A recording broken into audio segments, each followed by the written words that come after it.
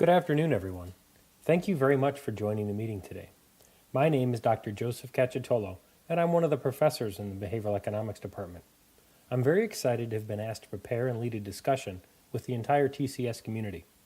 I see it as a great opportunity to share some of the exciting things we're doing in behavioral economics, and to maybe provide you with some new perspective on behavior.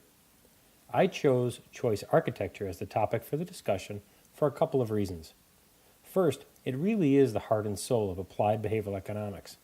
A lot of what we teach in BE is theoretical, but choice architecture is the nuts and bolts of how to apply what we know.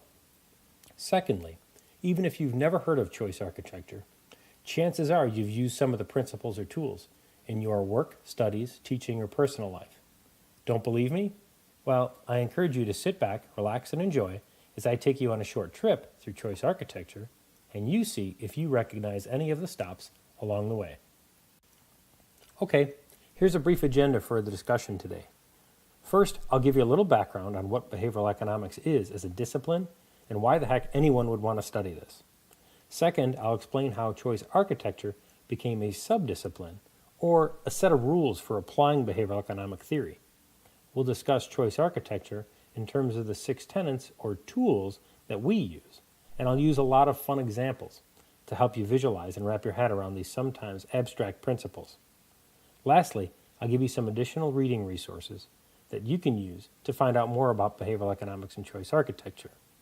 If you're a student and you want to learn more, I encourage you to explore if BE 520, which is our 7-week online course, fits in as one of your electives. That's where we'll practice building systems using each one of these choice architecture tools. Last, I'll save some of our 45 minutes for questions, and you'll have my contact information in case you think of something later, or you're watching this after the discussion and have any questions. Okay, let's get started. How many of you listening think of yourself as a choice architect? Raise your hand. Well, I can't see any hands, but my guess is that very few hands went up. I'm here to tell you that we're all choice architects in some ways. Have you ever developed rules or regulations, created or edited a policy, proposed a new way of doing an old task, designed or audited a workflow, observed how people behaved, or sought or provided counsel to anyone on how to make better decisions? If so, then you're a choice architect. So if you've done any of those things, you gave consideration to how your audience would perceive and react to the information. That's the essence of choice architecture. We take what we know about behavior and use it in designing systems that account for the known patterns of errors people make, and therefore the systems work with our brains. We want people to use the system and get to the outcome we envision. So the success and effectiveness of the system we design is based on users achieving their goals. You can therefore see how persuasive messaging is a key component of the decision-making process. We've all seen the difference between effective and ineffective messaging and how it can contribute to the success or failure of a new product or a public policy, for instance. The traditional persuasive messaging directs the use of logical, factual, referential, and emotional appeals aimed at convincing an actor to do or think something. Approaches such as these are based on the theory that individuals are rational, thoughtful choosers that understand their wants and needs and have full information about options and can choose perfectly to maximize their own utility. That we're cool calculators, if you will. However, behavioral sciences work done in the 1970s demonstrated that individuals do not make most decisions this way. In fact, the work disproved the idea of classical rational choice by demonstrating preference reversal based on the contextual factors, suggesting that we actually are quite irrational. Turns out that we as individuals analyze options and decide among them based heavily upon how the options are presented. For example, options presented as avoiding losses are nearly twice as preferable as options promising corresponding gains. This outcome was termed loss avoidance and is just one example showing how we process information is just as important as the information. Today, neuromarketing has pushed aside traditional persuasion in its attempts to build communications, systems, and interactions that are intuitive and work with our brains and how we really make decisions. So, the question is, what's going on with our thinking? To understand how to design good systems using choice architecture, we first need a basic understanding of how our brains operate. The part of our brain tasked with higher order executive thinking, such as evaluating, planning, and calculating, is known as the prefrontal cortex. It helps us to regulate our thought and tries to keep our emotions in check. We use a lot of energy when we're using our prefrontal cortex. In fact, if we expended prefrontal cognitive energy on every decision we made, we would be exhausted by breakfast every morning. Well, we're all here now, not lying in bed exhausted, so there must be a mechanism for us to handle all the little routine maintenance type decisions that allow us to conserve our cognitive energy for the big important ones. What is it? Well, I'm glad you asked. This mechanism was actually discovered through imaging. By having people make routine decisions, researchers were able to pinpoint the limbic system as the part of the brain that becomes active with these types of decisions. This older, evolutionarily more primitive part of our brain is made up of the amygdala, thalamus, hypothalamus, and hippocampus, and as it turns out to be way more efficient at processing information and making decisions. It acts as a kind of cognitive autopilot. Research has shown that we use this area of our brain almost exclusively in our decision making. Well, the problem is that the limbic system is also the source of instinct, mood, emotion, drive, and memory. So, when we're on autopilot, conserving cognitive energy, we're responding not with thought, but rather relying on memory and emotion to make decisions. These are influenced by context and tend to be self-serving as opposed to completely accurate. We use what we call heuristic thinking, or rules of thumb and biases to make most decisions. The decisions feel right or good because they're based on our memory and emotion. So those imaging studies actually captured the processing errors, shortcuts, and miscalculations taking place in the limbic system. In his book, Thinking Fast and Slow, Daniel Kahneman termed the heuristic quick thinking as System 1 thinking, and thoughtful, effortful, slow thinking as System 2 thinking. You may have heard these terms before, and they are becoming part of the taxonomy of system design. So are you on cognitive autopilot most of the time? You might say no, but here's an example. What happened on your way to work today? Unless there was an unusual event, chances are you were making decisions about driving and walking without really thinking about them, and you'd have a tough time telling me about your trip. Still not convinced? Okay, I hate to do this, but let's take a little test. Don't worry, there's no grades for this one. I'll put up one item from the cognitive reflection test. You'll have 15 seconds to think of your answer. You ready? Here we go. A bat and a ball cost $1.10 in total. The bat costs $1 more than the ball. How much does the ball cost?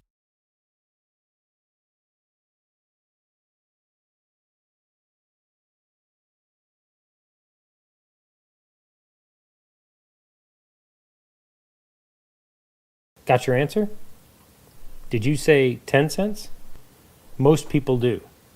But the right answer is 5 cents.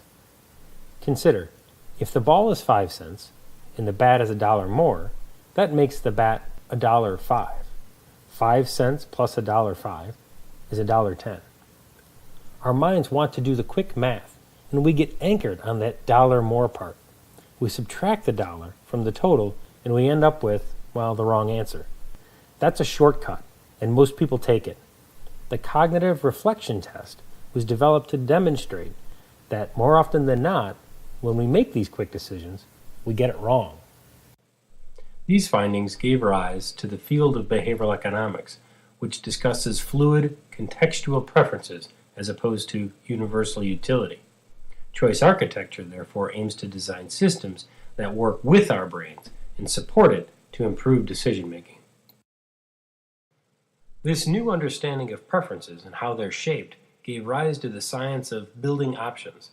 Much like the science of engineering, which relies on the principles of physics and an understanding of how materials will behave under certain conditions, when aligned in certain ways, our understanding of how individuals will behave when presented with certain information aligned in certain ways leads us to the subset of behavioral economics known as choice architecture, literally the constructing of options and interfaces that account for how individuals will take in, process, and act upon information.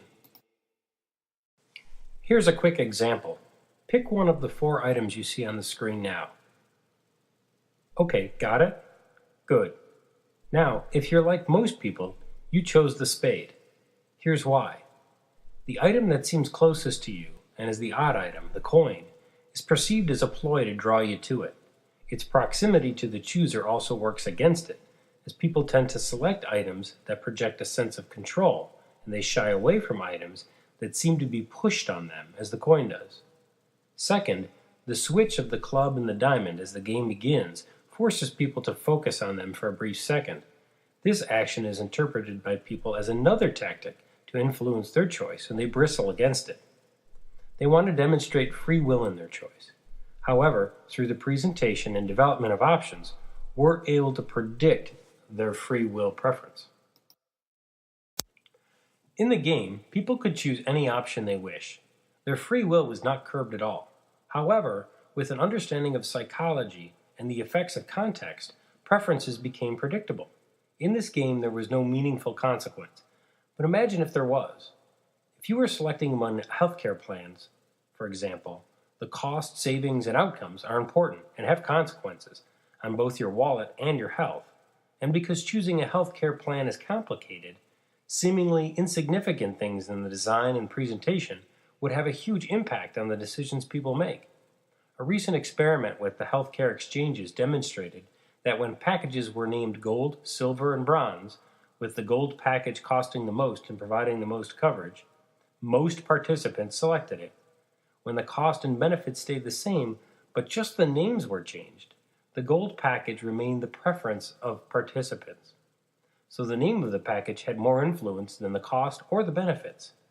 Clearly, designers have an obligation to be mindful of how seemingly routine design elements can impact their outcomes.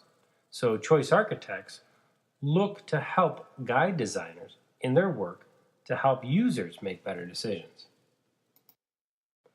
So imagine the impact of millions of people making better decisions, choosing aggressive retirement savings plans, consuming less electricity, littering less, smoking less, and exercising more. These are the outcomes that choice architects aim towards, and when used in the design of public policy, they can have a global impact. So the point of choice architecture is really twofold. First, to help people make better decisions in terms of understanding their true preferences and beneficial outcomes that preserve free will. So choice architects need to work hard to protect free will while using what we know about behavior to help people choose according to their own self-interests. And there are 6 tools we have to do it. They are defaults, feedback, error expectancy, incentives, mapping, and structuring of complex choices. You may have heard or seen some of these in action before, but even if you have not, chances are you have experienced them as a user. First, let's talk about defaults. The most common example of defaults is the opt-in versus opt-out scenario. The influence here is inertia. We are likely to accept the default choice unless there is a pressing motivation to seek an alternative. Our desire to conserve energy kicks in and slows our motivation to make a switch. Switching takes thought and action, and that requires cognitive energy, which is at a premium. We try to conserve thoughtful energy as much as possible, and most of us will rely on our System 1 processing, which takes less energy to operate. The result is that a default sticks. The most impressive example of defaults is used in organ donation. In many countries, drivers are automatically enrolled in organ donation programs when they get a driver's license, unless they take action to opt out. These countries see amazingly high participation rates on the order of 90% or greater, whereas countries where rules are for opt-in, like in the United States, rates are mostly below 30%. Here's another example of how defaults can help. Consider deciding whether or not to participate in a company-wide 401k program. It sounds boring and difficult, so on average only about 2/3 of employees would participate. Choice architects saw this as fertile ground for helping people make better decisions for themselves. By switching participation from an opt-in to an opt-out, auto-enrollment boosted participation by nearly 50%. That's more people saving more money. But choice architects saw two other ways to help. First, by automatically increasing annual employee contributions, employees would save more for retirement each year. The compounding effect of money contributed therefore works in the employee's favor by getting more money invested early. And that leads us to the third point. Maximize the default contribution. Employees are automatically enrolled to contribute the maximum allowed by law from the very beginning. Employees can always opt out, preserving free will, but setting the maximum as the default option is a strong signal to users of this system about which option is really best for them. Second is feedback. Feedback is information that tells a user about their past behavior. The purpose is to help an individual gain self-awareness and potentially change behavior so that their desired outcome can be met. Systems that provide multiple opportunities for feedback are well designed and help people achieve their goals. It does not make sense to wait until a program or exchange is complete only to notify a user of a failure or deficiency, especially considering that a small amount of information early on could have corrected the course and changed the outcome dramatically. If feedback is provided early and often, individuals are more likely to alter course and avoid unwanted and costly outcomes due to ignorance or unawareness. Here's another good example of feedback. The electric company provides me with information concerning my usage and compares me to my neighbors. There are two behavioral economics components here. First is feedback. If I only receive a bill showing how much electricity I used and how much I owe, the feedback is not that useful. I'm not sure if my behavior is getting me to where I want to go. With the addition of the social comparison, needed context tells me how I am doing compared to some kind of benchmark or norm. This type of feedback is powerful in itself as a motivator. It elicits an emotional response as individuals, tapping our desire to be better than average. In addition, the bill provides me with information concerning how I can alter behavior to get a different outcome next month. If I make small changes, I can save even more and potentially earn a great rating. Considering this example, excellent feedback would take it one step further. Imagine if you could sign up for a text alert that would tell you if you were using more energy than your most efficient neighbors in real time. After receiving the warning, you could walk around your home and power down items and lights not being used. The more immediate information about when we are diverging from the plan helps us to take steps to correct it and achieve our desired outcomes. Another idea proposed was light bulbs that actually change color the light they emit given the length of time that they are on. After an hour or some other period, they begin to dim or change color, providing an environmental cue to a person that the light has been on for a long time and to act if it's not still in use. Next is error expectancy. So what is it? As we learned earlier, most of us are operating on System 1 most of the time. When this is the case, our decision-making is automatic and not subject to our focused cognitive effort. We therefore make mistakes, predictable mistakes, in our doing and thinking. The errors in judgment and decision affect the way we interact with the system and can therefore lead to unwanted outcomes, waste, injury, or even worse. The triple extra large popcorn for an extra 25 cents sounds like a smart deal, but it's really more of a bad thing.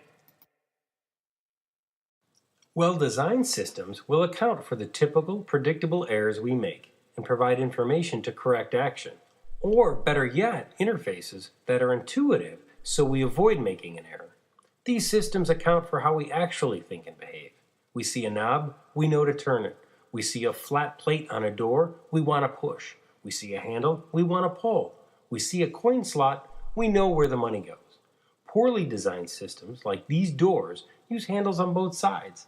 This confuses our mind, and no matter which way you approach, the instinct is to pull. This is the result of when architects design systems without consulting choice architects. Well-designed systems account for the fact that we are distracted and will accommodate our System 1 decisions. There should be multiple ways to get to the right answer in a well-designed system. Here's another example of error expectancy. On the left is a typical parking garage exit lane. There are 4 slots and 3 buttons. Despite markings that indicate where to start, you must read the text above the slot and know which way a ticket or credit card can be entered. There's 8 different ways a card can be entered, but only one works. The system does not account for potential errors in its usage. Considering that this system requires multiple steps, the problem is actually compounded when the payment optioning is also limiting. Not to mention what receipts are available or needed to exit. This is a poorly designed system, where success is achieved in only one of multiple possibilities. This type of system can be the source of frustration as errors continue. In addition, add the pressure of a line of cars all waiting to use the exit, and the chance for errors increases. Next to it, consider the Paris Metro ticket gate on the right. The system does not even need a picture or words to describe how to operate it. The ticket is designed in such a way that the width is noticeably smaller than the length, so that the end that goes in first is obvious based on the size of the slot. In addition, the ticket can be inserted in with any of its ends first and either side up. Success is achieved quite easily. Next are incentives.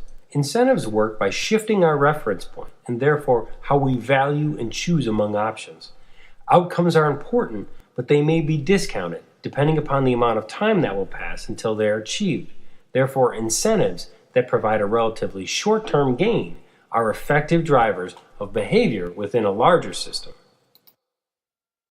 Incentives must be salient to the user. They must have meaning and be recognizable to an individual in order to be effective. Money is a great incentive because we all use it and it can be easily substituted. It's fungible and therefore valuable almost universally.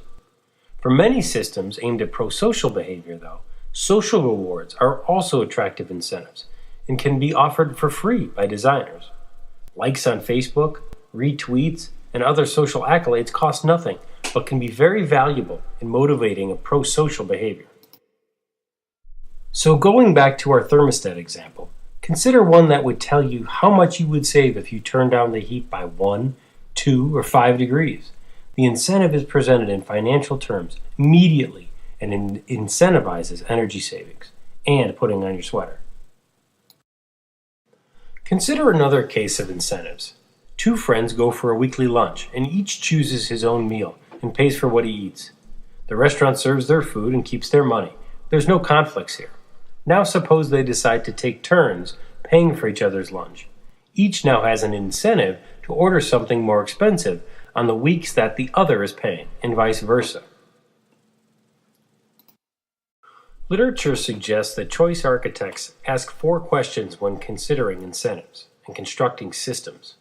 Who uses, who chooses, who pays, and who profits? When there are conflicts or disconnects between the players, incentives can be very useful.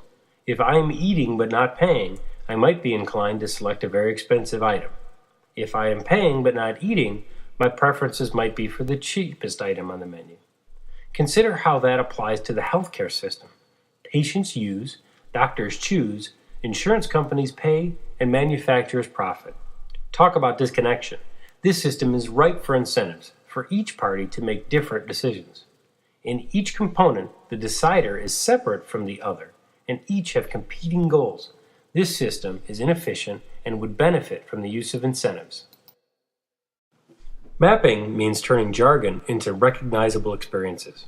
Choice architects use it to make costs, consequences, challenges, and goals real in terms of what they will actually feel like. Because our System 1 uses memory as one of its guiding principles in decision-making, people understand decision factors better and make better decisions when they are given information with which they can relate experientially.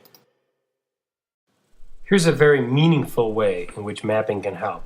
Patients are often asked to choose a treatment option at the very same meeting where they learned of a serious diagnosis.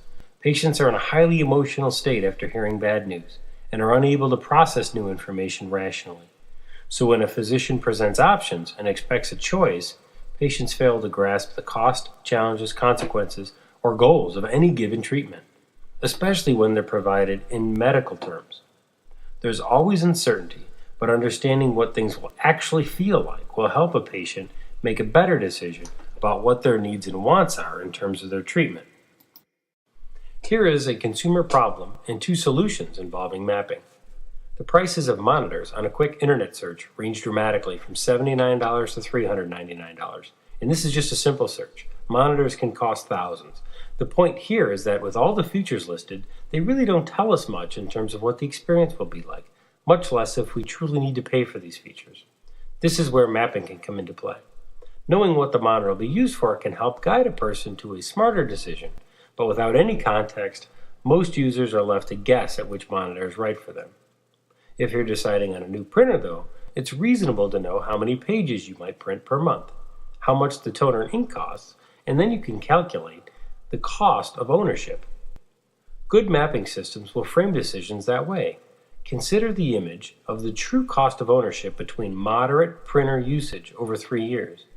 Notice that the difference between the cheapest and most expensive option is nearly double, whereas the original purchase price is almost identical. This is how mapping helps. Consider now the stickers on a new car purchase in the US. They underwent a choice architecture influenced change recently. While the amount of information required by manufacturers did not change, the presentations did. Stickers now carry cost of ownership, along with gas mileage, emissions information, and safety features in a standard way so that consumers can make easy comparisons, but also understand what the differences will mean in terms of what it is like to own and drive the car.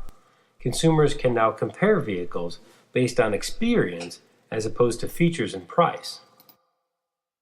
Okay, here's one more example of mapping. We've all seen the food pyramid in our school cafeteria detailing the guidelines for what we should eat. We'll take a closer look though.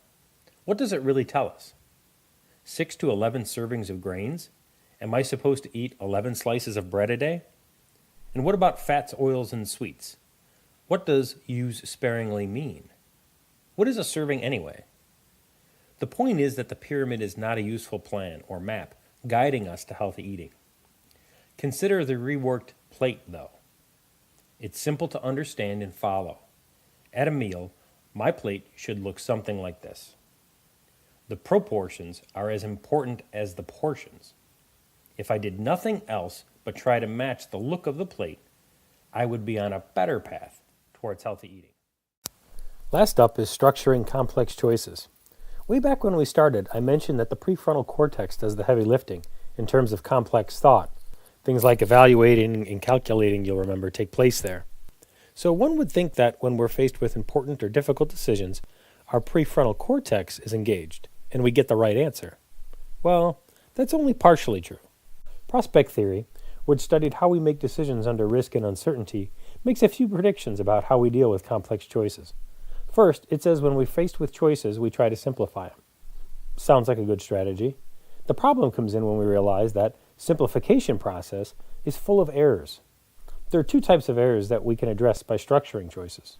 First, when we make multiple step decisions, we tend to discount or eliminate early stage decision factors like probability, focusing only on the final choice. We overweight that final decision.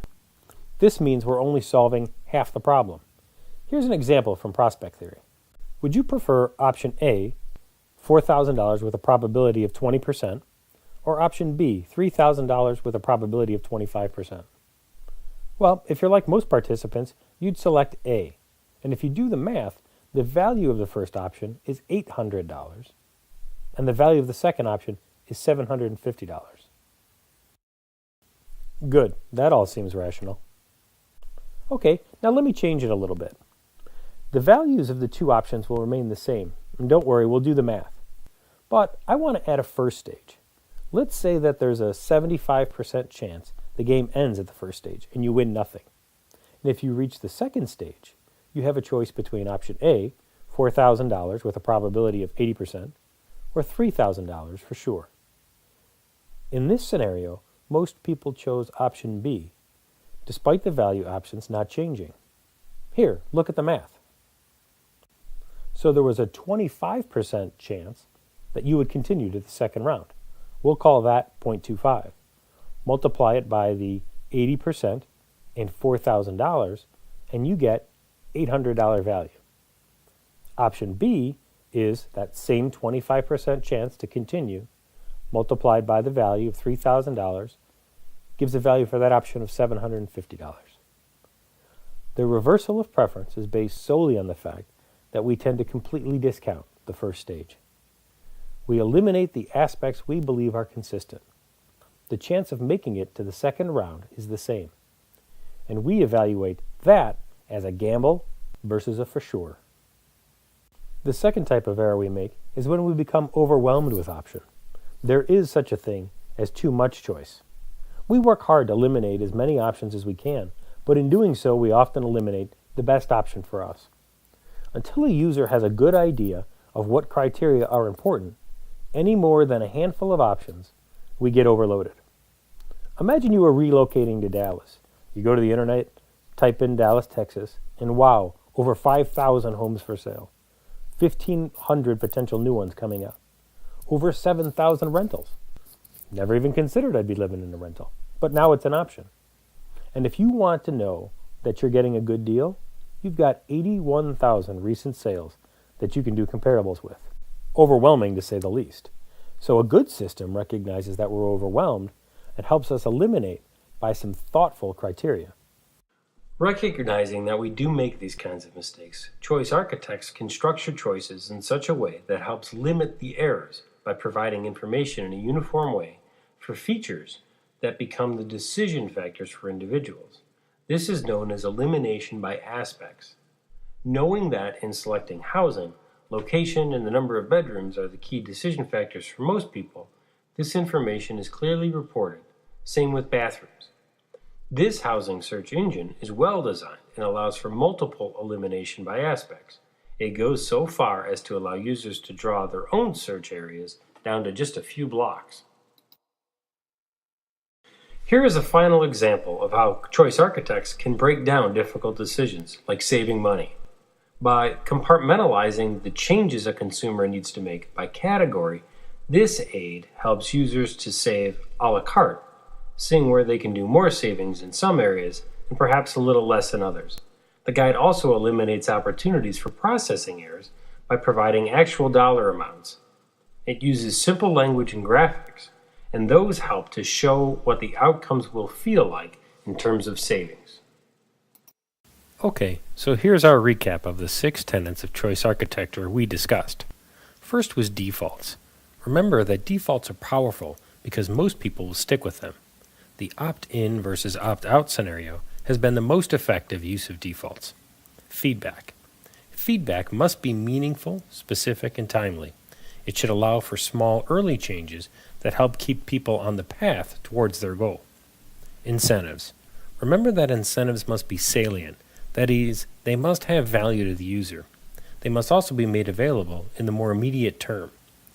They should be used to promote cooperation toward an overall beneficial goal when there are conflicts between who uses, who chooses, who pays, and who profits in a given system. Error expectancy. For error expectancy, we want the system to have multiple paths to the right answer. That means intuitive designs and obvious functions. Designers should try to predict the kinds of errors users can make and design a robust system that can handle incorrect errors. Mapping. Mapping provides a clear path for a user. It means removing technical jargon and explaining the cost, consequence, challenges, and goals in clear terms. Users need to know what a feature or outcome will feel like so that they can make a better decision. Structuring complex choices. Here we want to break down multi-step decisions so that users are making decisions based on relevant facts and not distortions that occur with simplification, combination, or elimination. We also want to aid filtering by providing salient information that can be used when users eliminate by aspects. This helps people choose among a few of the best options. If you're like me and you just can't get enough of choice architecture and behavioral economics, please feel free to check out these print, video, and online instructional resources for more information. Thanks again for joining me on this tour of choice architecture. I hope to see you on another trip again soon.